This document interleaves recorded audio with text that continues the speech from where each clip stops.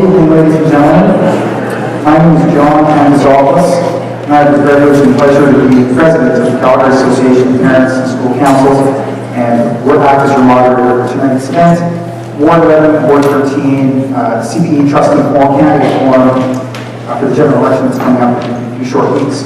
So on behalf of the Calgary Association of Parents and School Council, CAPSC, welcome. It's wonderful. We're so worried folks coming out. It's great to see. We put out over 100 chairs, and I see more people coming. And that's just wonderful. So thank you so much for coming, taking time out of your day and evening to come talk to what CAPSC thinks is absolutely important. Talk about education, give the parents' perspective, because CAPSC firmly believes that the parent voice is the most important voice in education because we represent our children and we know what's best for our children. So very pleased that all 5 candidates are here today to join us that are running. And I can tell one thing.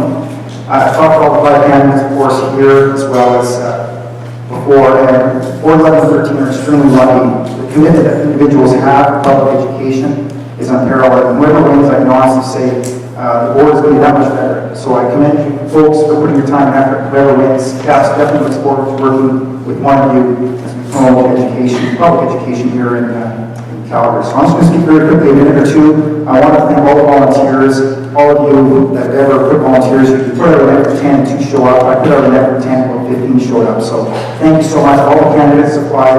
One, our CAPSC volunteers, who I want to introduce. Lisa Davis, one of our vice presidents, Mike McIntosh, and Steve Hendrickson. They're still right here. So volunteer, and I want to thank you so much. Chinook Park School Council, not only for the 3 volunteers that came out and gave their time, but also giving up the gym, promoting it internally in the school, and helping out. The CPE, this costs $185 to rent, and we were so pleased that Superintendent Stevenson waived the fee for this event. So that saved us and allowed us to do it on a rock bottom budget. So we certainly thank the CPE and the Superintendent's office for allowing us to use this facility. We wanted it to be in Ward 11 and 13, and we wanted it in a CPE school versus a church basement or something, just because it is that much important. I do see one of our superintendents over there, the trustees over there, and there's superintendent too. You bet, right? Good to see you. So we've got some. Thank you so much for attending and showing your support for your future colleague up here. So it's wonderful. Thank you. And then finally, parents, of course. I mean, coming out of a busy schedule, I've got 2 young boys at home and know how busy it is, and you have to coordinate weeks and months in advance. So thank you so much. I did want to say for all the friends and colleagues that aren't available, we are going to tape recording it, putting it on YouTube, putting it on our website, capsc.ca, so that if you miss something, you can go back, and more importantly, you can tell your friends and colleagues, hey, I heard something from this candidate, why don't you go and sort of listen to that. But with that, so the format's going to start with a moderated session where I'll serve as moderator and ask 5-6 questions. Each of the candidates will answer for a minute and a half, very short break, and then most importantly, the parents get to speak. So when you came in, hopefully you grab a question card. So what I ask is if you're comfortable speaking, we'll have an open mic, and you certainly can ask the question. If you're not so comfortable or you just want to ask, please write the question, and Mike or somebody with CAPSC will come along, grab it. We'll consolidate all the questions and we'll try to ask. And then after, of course, the candidates will get a few minutes to give their last sort of election pitch, why they want to be elected by you. And of course, we're here till 9 o'clock. At 8:30, we'll finish up and certainly meet and greet the candidates and ask them questions offline. So with that, I'll sit down and we'll kick off the forum.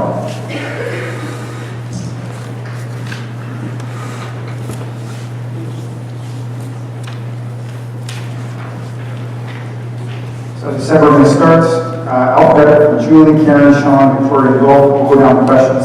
So Julie, the first question that we have, what are the major issues facing wards 11 and 13? What will you do to address these issues? So good evening, everybody.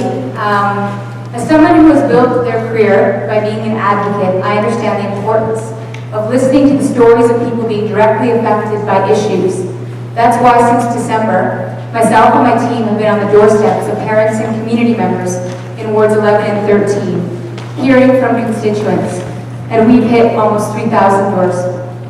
What I've heard over and over again, by far, is the cuts and underfunding of education are the biggest issues. I believe that every child deserves the same access to education as the next. Cutting and underfunding education means kids are slipping through the cracks, and not every child has the same Opportunities is the next. Cuts and underfunding lead to lack of support staff, large class sizes, enormous workloads for teachers, and lack of support for kids with special needs. As a parent, I'm incredibly concerned that my kids will all have the same education as I did when I grew up in Calgary. As a trustee, I would challenge this government's idea that our kids' education can be compromised. As a parent, it's my job to fight tooth and nail for my kids and their future. And as a trustee, I will use the same vigor, commitment, and passion to protect and strengthen our public education system so no child is left behind. Thank you, Julie. Time, if you can hold the clause right to the end just so we can get through all the candidates, because we want to get as many questions as possible. Wonderful. Thank you so much. Karen, please go ahead. Good evening. I'm going to stand, that's where I'm more comfortable. Thank you very much for coming to this forum. The bigger topics in wards 11 and 13 are these. Funding and the classroom support. Teachers' aides are desperately needed, and teachers are spread so thin among so many. Many families are seeking outside help and tutoring. Curriculum and academic performance concerns. I've been speaking to families that are choosing other programs, and it's not because they want to leave, it's because they do not feel that what's being taught will produce success for their children.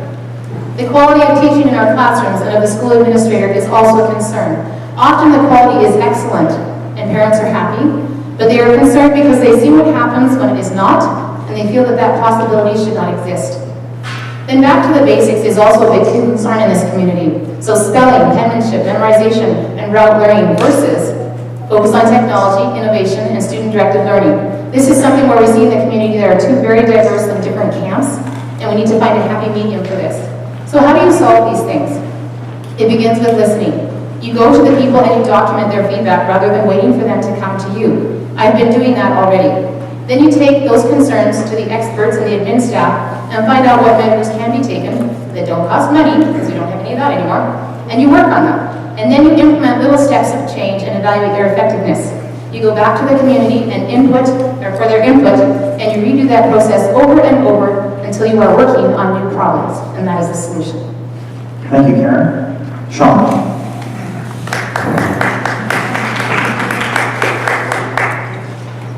Just like to thank John and CAPSC for giving us the opportunity tonight to come and visit with folks in the community in wards 11 and 13.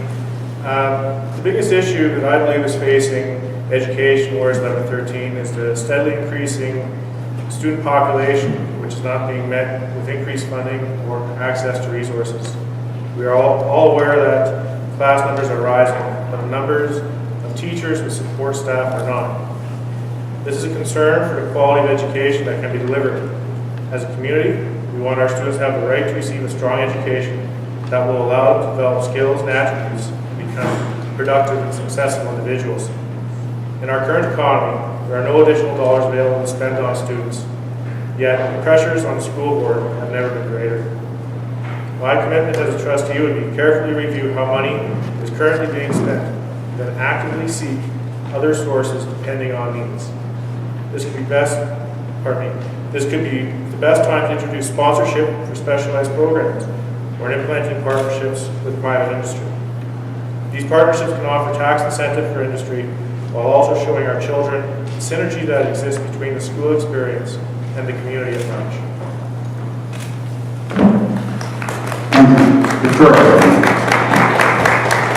Thank you very much for coming out this evening. I believe we have two issues facing wards 11 and 13. The first relates to accommodation. The second relates to funding for our English language learners.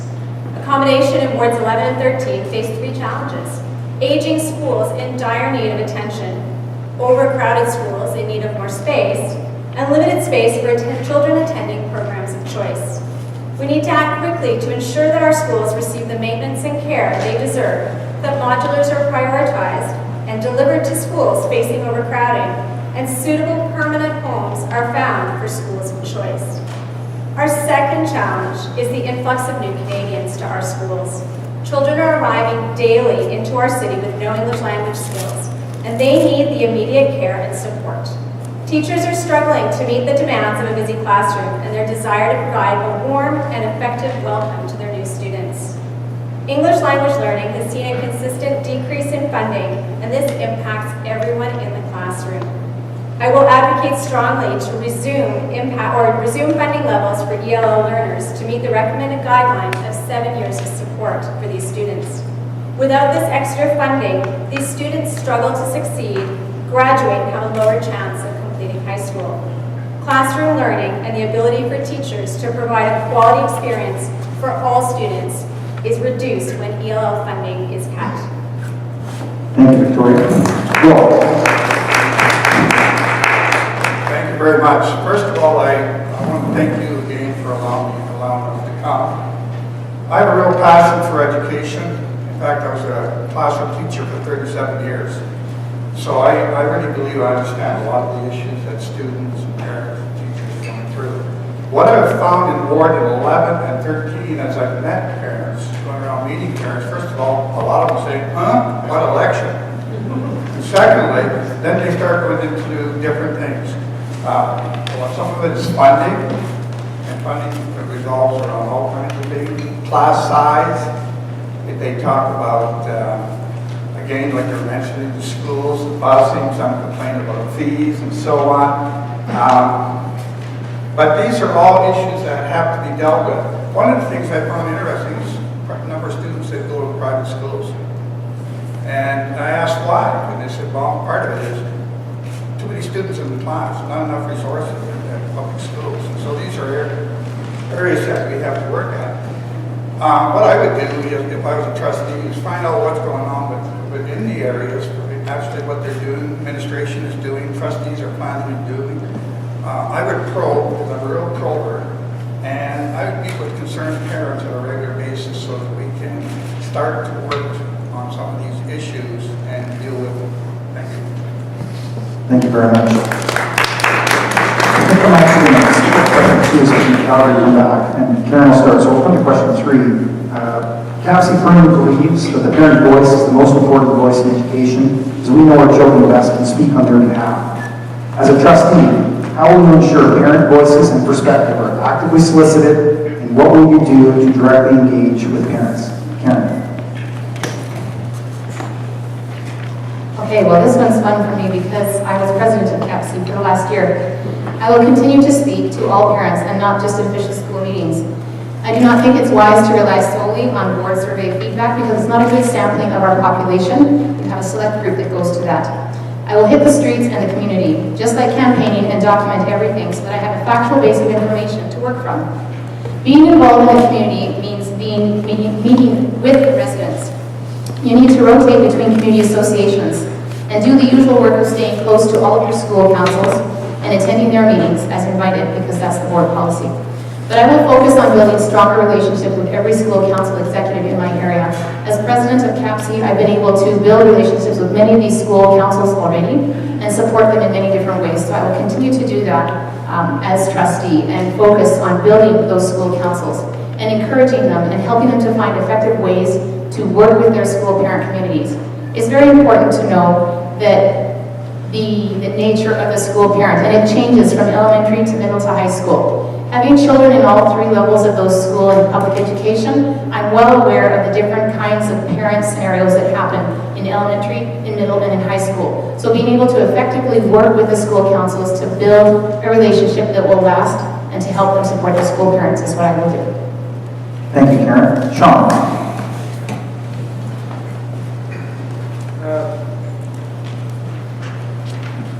What I found is school councils are effective bodies where parents from individual schools can discuss issues that are important to that school, and as a body, discuss possible solutions to problems or opportunities for growth. It's not wise to assume that an approach that works at one school will automatically work at another. It's also not wise for a trustee to be present at every school council meeting. School council should be able to discuss problems and solutions together, take their ideas to administrators, and implement their action plans. Trustees are in place when action plans need to be escalated to the next level. That is the right time for a school council to engage with their trustee and then work together to find solutions. No one appreciates a top-down model of management. Trustees appreciate and value the parents' voice. They are truly on the front lines when it comes to identifying issues and suggesting innovative solutions. That's what I plan to do, be on the front line. Trustees and parent councils work together best when respective roles and responsibilities are fostered within these frameworks, with communication being key. Thank you. Thank you, Sean. All right, that's all we can, just keep the mic closer to the mouth. It's tough for the camera to pick it up and close it down. Thank you. Victoria. Parent voice is invaluable in our system. Organizations like CAPSC help get the word out to all of our dedicated volunteers and our people within the CBE. But the CBE's #1 client is the student. They are the ones jammed into the classrooms with no space, and they are the ones to whom we provide only an average level of service. It's time to sit down with our students and talk to them about what's working and what isn't. Students are becoming increasingly vocal about the challenges that they face in their schools, mental health support being one of them. They have a voice and they want to be heard. As a trustee, my responsibility would be for these students, and I would report to my constituents, in many cases the parents in our schools. Parent involvement is critical, and listening to their concerns, their accolades, and their criticisms is a key part of the role of an elected representative. We need to get out of our building and into our communities, the coffee shops, the grocery stores, the playgrounds. We need to talk to those parents and hear their concerns. I've attended many parent council meetings over the years, and I intend to meet as many more that I can. But I also want to meet our students, hear their stories, and advocate on their behalf. They are our frontline customers, and kids don't have filters. They tell it like it is. Thank you, Victoria. Will. Thank you. For this particular one, I started thinking about it, and there's so much that you could talk about, but I think the key is being willing to meet with the parents. The willingness to meet with parents, but unfortunately, there's not a lot of parents that show up and show interest. So you're meeting a group, a segment, a snapshot of what the needs probably are. But there are so many parents that, through different reasons, can't make it. And we need to give other opportunities besides meetings and focus groups to meet.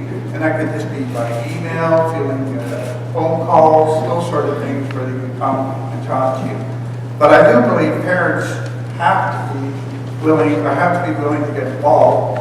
And like you are very interested, or you wouldn't be here. And I think it's important that we listen to you. I can't promise that I'm going to be at every event in the world. There's only so many hours in a day. You're kind of very busy when you take on a position as trustee.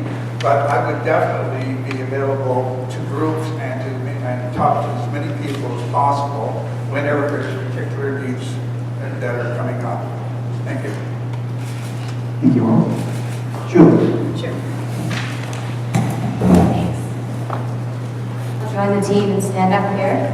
As a career advocate and a community builder, I can see that the board has taken some important steps, likely to reach out and engage with parents, but I believe a lot more needs to be done. Parents at the doorstep have shared with me that they feel the board is disconnected from what's happening on the ground. Many parents feel that the board makes decisions about issues like new schools or new programs without those consultations. If you don't have dialogue and communication with parents don't trust that you're making decisions in their best interest. Since December, I've talked to over 1,000 parents, many of which know little about the CBE and the position of trustee. This is a problem. I've been bringing communities, organizations, individuals together to address complex public issues for many years. As your trustee, I will build community by creating space for dialogue. Parents must be heard. Thank you so much. So Sean, we'll start this question with the board. Government's budget last week provided absolutely no increase to funding for student enrollment growth, which must be achieved by reducing non-teacher spending by 3%. How will you as a trustee ensure that the CBE budget minimize cuts to direct school funding for things like technology, textbooks, classroom, and fundamental teaching aids?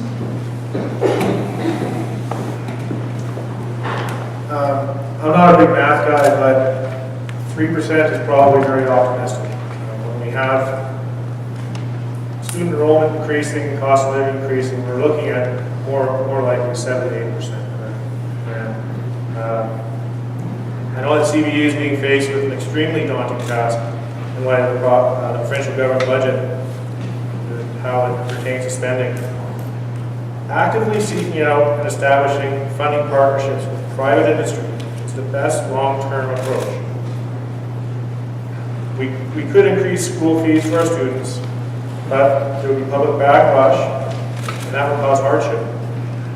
Private partnerships can ensure that there is funding available for upgrading technology, for purchasing necessary textbooks, and hopefully even contributing other resources that enhance learning for all students. Trustees are also given the task of reviewing the expenditure of the CBE's budget. Because of all the internal auditing, I know that the CBE budgets is money responsible. CBE wants to ensure that students are given access to a world-class education. I would not question the CBE's expenditures.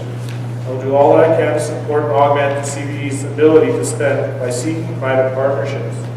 It is an investment that can pay huge dividends to our students and their educational experience. Sean, thank you. Victoria.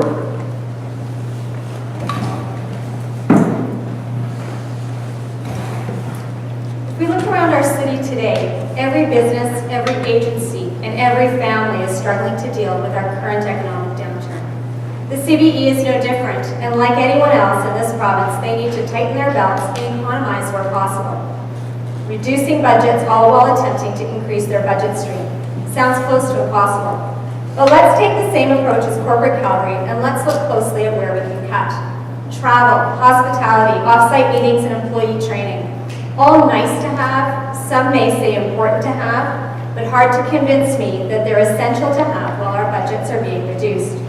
Photocopying alone likely contributes to a significant portion of a school's discretionary budget. We need to change how we do business. We need to stick to our goals and stop spending money on non-essential items. Then, and only then, will we be able to go back to the province and clearly demonstrate our need for their financial support. Until then, we appear wasteful and irresponsible with our spending of public dollars. To me, asking parents to fund what I consider to be an essential item, like computers or gym equipment, sounds unreasonable. But today, I heard from one school that asked their school council to fund additional toilets. Clearly, we have a problem. The CBE needs to take a close look at how they're spending, because in my opinion, we can allocate our money differently and move towards a much better budget. Thank you, Victoria. Will. Thank you. This particular question just sort of focused in on the school level technology and how it's affecting technology and all that. But there's no doubt that the provincial budget is having a real effect and will have a real effect on the school level.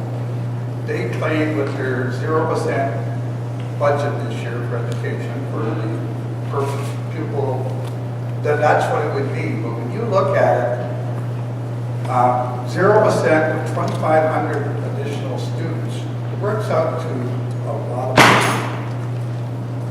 Probably equal to about 200 teachers. And then when you consider that schools have all these needs such as technology and so on, and they asked us to focus in on that. And I was going to mention technology. Technology really needs a lot of work. Just report cards, reporting by teachers alone, the IPPs they have to do. The computer system in the CBE is really archaic. And a lot of the computers in the schools are hand-me-downs in some of the schools, depending what school level you're at. So there's a lot that needs to be done. You're going to have to advocate for it. You're going to have to look for funding for it. I think we could do things like look for what head office, area office projects and programs can be canceled or put on hold. Those sort of things in order to get through these tough times ahead of us. Thank you, Will. Julie.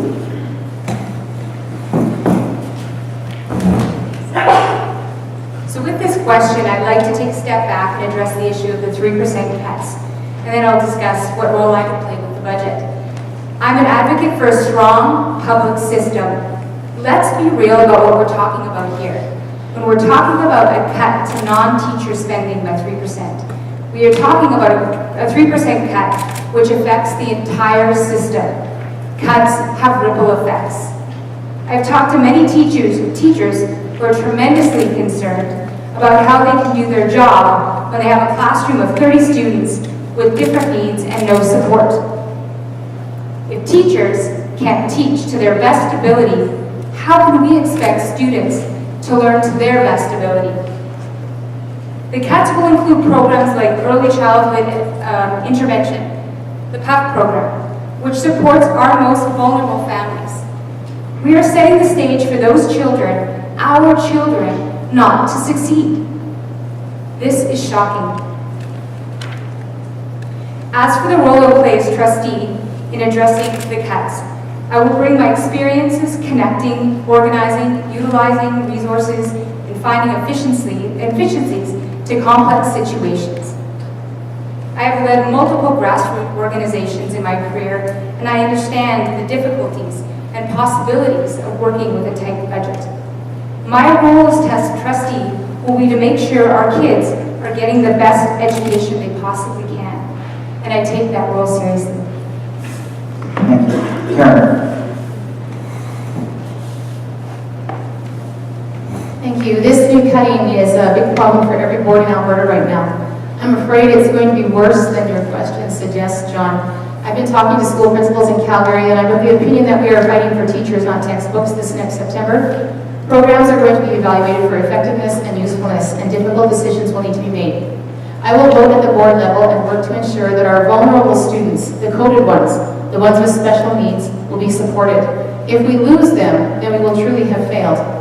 It actually costs us a lot more money as well. A study from Simon Fraser University shows that we spend $7,500 tax dollars every year on every student who does not graduate from high school. There will be very hard decisions to make, and we all know that parents will be asked to pay fees as usual to help fill the hole that is in our budget next year. I have spoken with friends who say there is waste in our system, and I've seen it myself as parking lots were paved when classroom aids were needed. We will need to adjust our board policies in order to create more efficient use of money. We need a trustee who can work with difficult financial circumstances. As president of CAPSC last year, I just went through this. Our funding was reduced by at least 75% in October, and I pulled us through this and strengthened the school councils at the same time. I know how to work with smaller funds. My election campaign itself is built on a modest budget to demonstrate that to you, with smaller signs and more networking, because I know the value of money and I don't waste it. Especially right now, we need a trustee like me who knows the value of a dollar bill. Thank you so much. I know we could speak on that point all evening and other meetings, so I appreciate your perspective. So Victoria, your first question. Education funding, classroom sizes, and the shortage of schools are top of mind for all parents in Calgary. What will you do as a trustee to address these major issues? What's our number 5? Yes, we did the number 5, education funding. Oh, sorry. Thank you. Funding for schools in Calgary is controlled by the Alberta government. If our funding levels aren't meeting the demands of our constituents, then either our expectations are too high, or we haven't done an effective job of demonstrating our needs to the province. Or are we wasting money somewhere? My goal as a trustee would be to answer those questions. I will review our budgets line by line and advocate strongly to the provincial government our financial position. I'll communicate directly with our constituents about their expectations and how we can, or in some cases, cannot meet them. We need to clearly and effectively demonstrate our needs to the province to assure them that we will spend wisely any additional funds they provide. Classroom size is a balancing act every year at every school, and it comes with a lot of uncertainty. But while we cannot guarantee class size, we can certainly look at ensuring that we have aides in our classrooms to support those students that need it. Education funding, classroom sizes, and shortage of schools are all issues that we're going to be facing over the next 5 years in this city. And it's time for us to sit down, look closely at that CBE budget, and see where we can make our cuts. Thank you. Thank you, Victoria. Will. It seems like everything we're talking about tonight is focusing around funding, but you think about it, our funding has been, per pupil funding has been decreasing every year since 2012. And it's not going to improve. Now we've been told we got 0, 0, 0, 3 three-year plan for education. With 2,500 new students this year, that equates to like 4 elementary schools. They got to be staffed by somebody. They want us to do it on the present budget. Then there's the new schools that are going to be coming on board if they get them built. There's only one under construction right now, but we're optimistic there'll be more than that Northeast High School. These all have to be done and staffed. And not only staffed, but also you need it for the programs that you have, the resources. We're lacking resources in schools.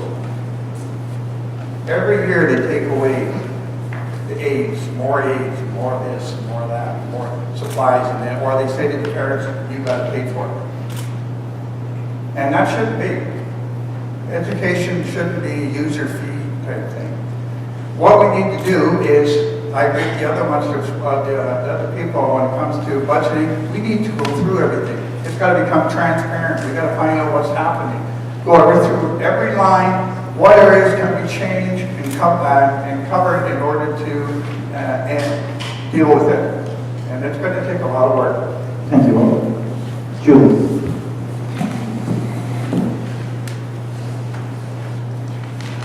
So I've talked to parents and they're concerned about the state of our education system. Again, because I come from a background of building community and creating dialogue, I believe we need to have many voices talking, listening, and understanding the state of our education system, and coming up with strategies and solutions together. All 3 levels of government, the province, the city, and the school board, need to be having discussions about the state of our schools. For instance, when it comes to building our schools, the CBE will request schools for particular communities. The province will decide whether they think those communities need schools, and the city kind of finds out as an afterthought. One really interesting piece of our education puzzle that these 3 levels of government are not talking. It doesn't have to be this way. Trustees, MLAs, and city councillors should be meeting or communicating regularly to work on strategies to strengthen our schools and our education system. As a community builder, I know that lots of assumptions are made when we don't communicate with each other. As trustee, I will strengthen and in some cases build those relationships. In order to build a stronger education system, we need to be working together, and because in the end, we all want the same goal, and that's creating the best education for our children. Karen.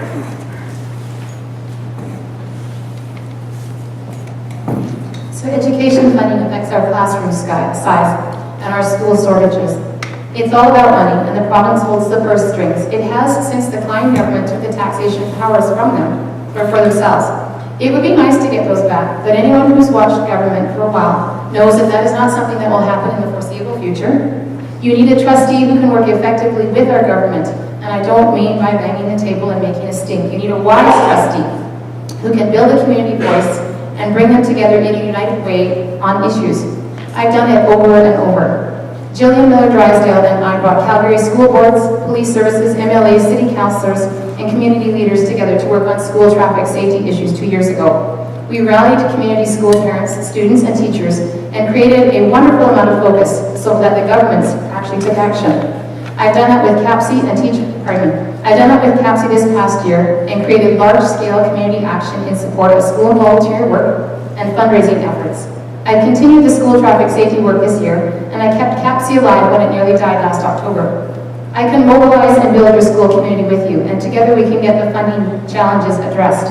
I've been a school parent for a long time, and I've seen what works and what does not.